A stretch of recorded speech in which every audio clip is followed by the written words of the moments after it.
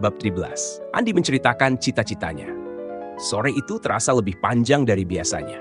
Matahari mulai meredup, menyisakan cahaya jingga yang hangat di langit.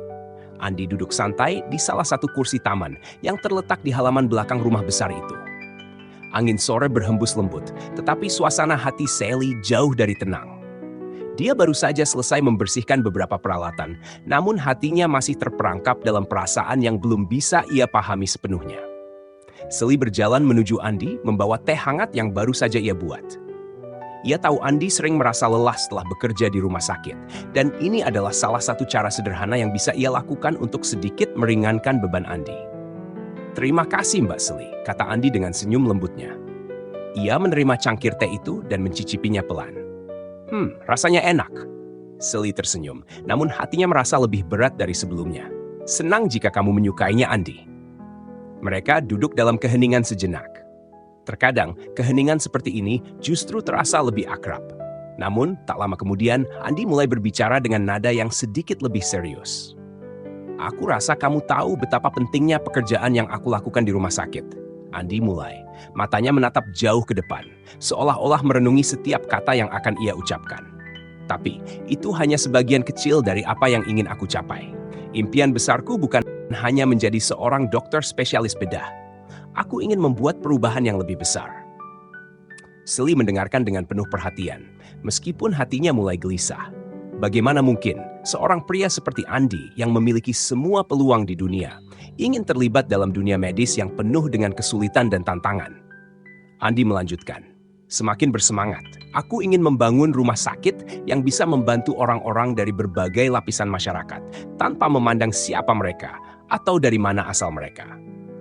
Di negara ini, ada begitu banyak orang yang tidak mendapatkan perawatan yang layak hanya karena mereka tidak mampu membayar biaya pengobatan yang tinggi. Aku ingin mengubah itu, Sally. Aku ingin memberi mereka kesempatan untuk hidup yang lebih baik." Sally terdiam. Hatinya terbuka lebar mendengar semangat Andi. Ia tahu Andi berbicara dari hati, bukan sekadar berbicara tentang cita-cita kosong. Ada keyakinan yang mendalam dalam setiap kata yang keluar dari mulut Andi. Sally merasa kagum, sangat kagum. Namun, di balik rasa kagumnya, muncul keraguan yang lebih besar lagi. Ia memandang Andi, matanya mengandung tanya yang dalam. "Andi, itu impian yang sangat mulia. Kamu benar-benar ingin mewujudkannya ya? Tapi, bagaimana dengan kita? Bagaimana dengan aku?" Andi menoleh dengan tatapan lembut. "Wes, apa maksudmu, Sally?" Sally menggigit bibirnya, berjuang untuk menemukan kata-kata yang tepat. Aku hanya berpikir, kita datang dari dunia yang sangat berbeda.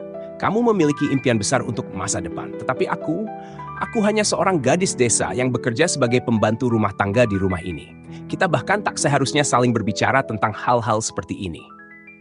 Andi terdiam sejenak, seolah memikirkan kata-kata Sally dengan serius. Kemudian, ia menatap Sally dengan tatapan yang lebih intens. "Sally, kita tidak bisa mengubah asal-usul kita.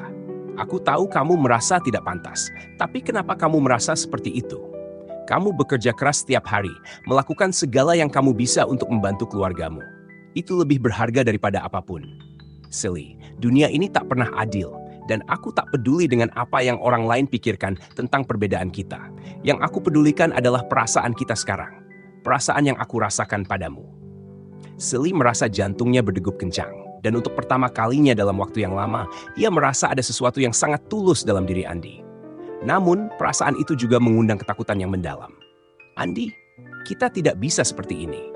Aku tahu perasaanmu, tapi itu tak akan pernah cukup. Perbedaan kita terlalu besar.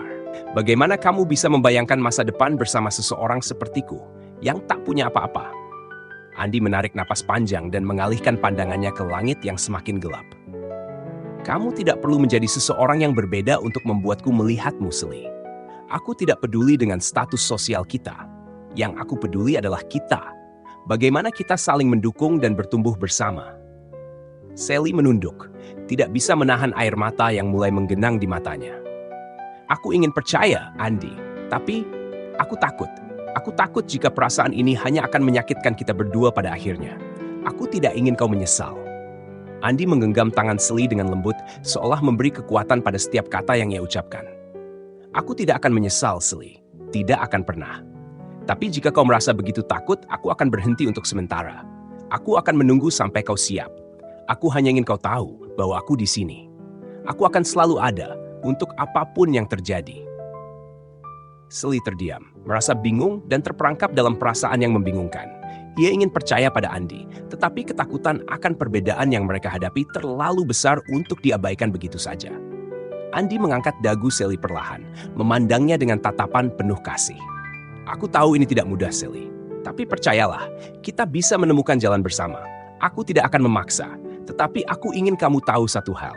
Aku tidak pernah menganggapmu rendah.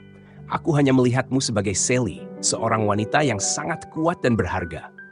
Sally menggigit bibir bawahnya, mencoba menahan air matanya yang hampir tumpah. Aku tidak tahu apa yang harus dilakukan. Jangan khawatir, jawab Andy, suaranya rendah namun penuh keyakinan. Ambil waktu yang kamu butuhkan, Sally. Aku akan menunggu, karena aku percaya kita bisa melalui ini bersama. Kalau bukan sekarang, mungkin nanti. Tapi aku akan ada di sini selalu. Sally menatap Andy, perasaan yang tak terucapkan mengisi hatinya. Meskipun takut, ada secercah harapan yang mulai tumbuh di dalam dirinya. Dan mungkin, hanya mungkin, jalan mereka akan bertemu pada titik yang tepat. Namun perjalanan itu masih panjang, dan ia tahu perasaan itu akan terus menguji mereka.